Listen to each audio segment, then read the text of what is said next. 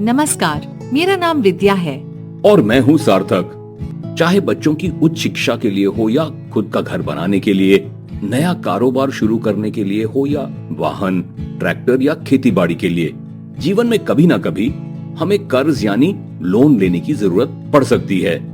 इस भाग में हम समझेंगे कि जिम्मेदार लोन धारक बनने के लिए किन किन बातों पर ध्यान देना जरूरी होता है।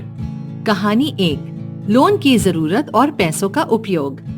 रोमा की सहेली मीना सिलाई मशीन के लिए लोन ले रही थी, तो रोमा ने सोचा त्योहार का समय है, क्यों ना मैं भी व्यवसाय के नाम पर लोन लेके नया मोबाइल खरीद लूं।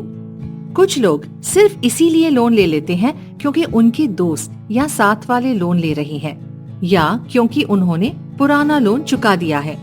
हमें सोचना चाहिए कि क्या वाकई में लोन लेने की जरूरत है? क्या पैसों का और कोई विकल्प है जिससे लोन लेना ना पड़े? सिर्फ तभी लोन लेना चाहिए जब सच में उसकी जरूरत हो। बेवजह लोन लेने से हम कर्ज के बोझ से दब सकते हैं। यदि लोन लेना ही पड़े तो जितनी जरूरत है सिर्फ उतना ही पैसा लोन लेना चाहिए। ज्यादा लोन की रकम पर ज्यादा ब्याज भी लगता है।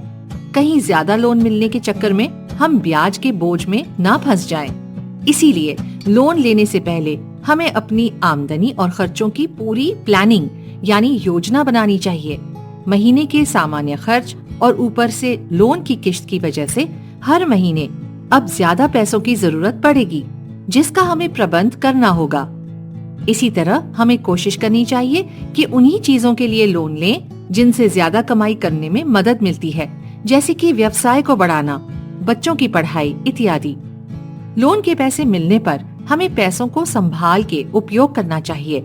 अनावश्यक खर्चों पर लोन के पैसे खर्च नहीं करने चाहिए। कहानी 2, लोन के स्रोत यानी लोन कहाँ से लेना चाहिए। खेती के लिए बाला को पैसों की जरूरत पड़ी। उसने सोचा कि क्यों ना साहूकार से ही कर्ज ले लूं, क्योंकि वो बिना किसी कागज मांगे आसानी से पैसे दे देता है। बैंक तथा माइक्रो फाइनेंस कंपनियां भारत सरकार द्वारा स्थापित रिजर्व बैंक के नियमों का पालन करते हैं, इसलिए इनसे लोन लेना ज्यादा सुरक्षित है। साहूकार, सुनार इन लोगों से लोन नहीं लेना चाहिए, क्योंकि वे बहुत ज्यादा ब्याज वसूल करते हैं।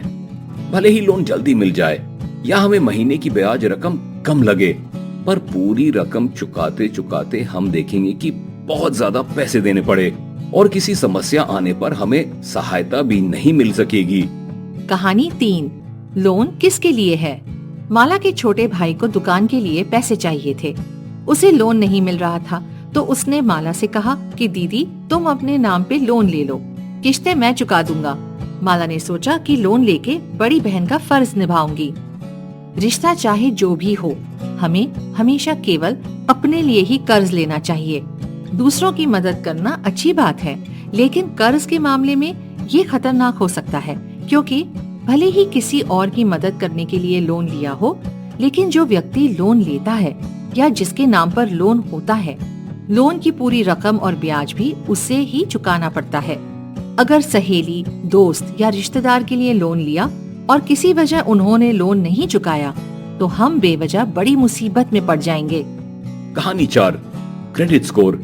शालू ने कुछ साल पहले समूह से लोन लिया था, पर किसी वजह से समय पर चुका नहीं पाई थी। अब उसे सब्जी के ठेला लेने के लिए फिर से लोन चाहिए, पर पता नहीं क्यों उसका लोन नामंजूर हो गया। उसने सोचा कि क्यों ना मैं 3-4 फाइनेंस कंपनियों में लोन का आवेदन कर दूं, कहीं ना कहीं तो पैसे मिल ही जाएंगे। हमारे लोन चुका पाने की समर्था की जांच हमारे क्रेडिट स्कोर से होती है, इसलिए हमें ध्यान रखना चाहिए कि हमारा क्रेडिट स्कोर हमेशा अच्छा बना रहे।